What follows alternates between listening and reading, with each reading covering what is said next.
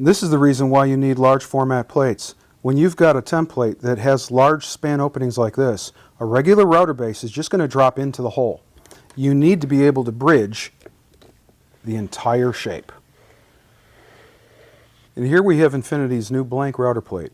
It's 11.5 inches by 11.5 inches with just a solitary hole. Notice there are no mounting holes for any router. You're going to be performing that mounting operation yourself.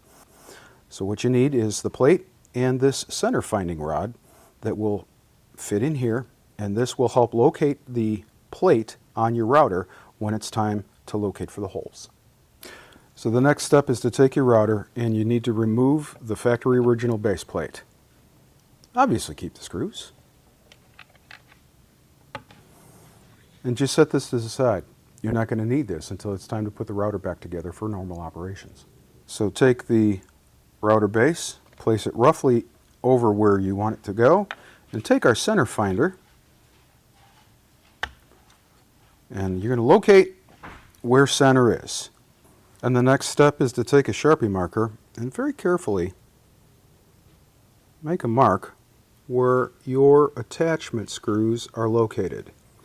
If you're off by just a hair, that's okay, because we're going to be drilling these holes ever so slightly oversized to allow for scoot room, so that when you have this installed in the future, you can reuse the center finder to make sure that it is all locked in place.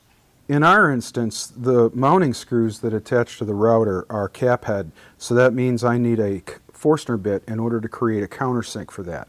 In your application, you may have bugle head screws. So if you have that, you're going to need to take the appropriate action in order to create the correct mounting hole for your particular router.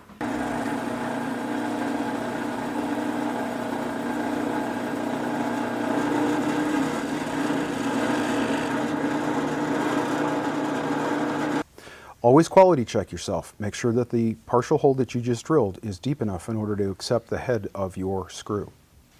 Here it's a good idea to reach for a brad point drill bit, because you want to take that brad point and meet it with the dimple that is left by the Forstner bit.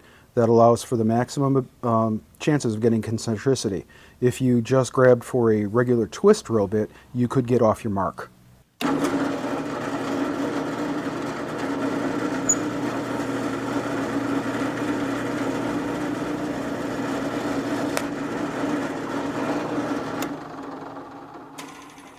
Always make sure that your holes are just slightly oversized, giving yourself a little bit of scoot room. You can always reorient with the center finder.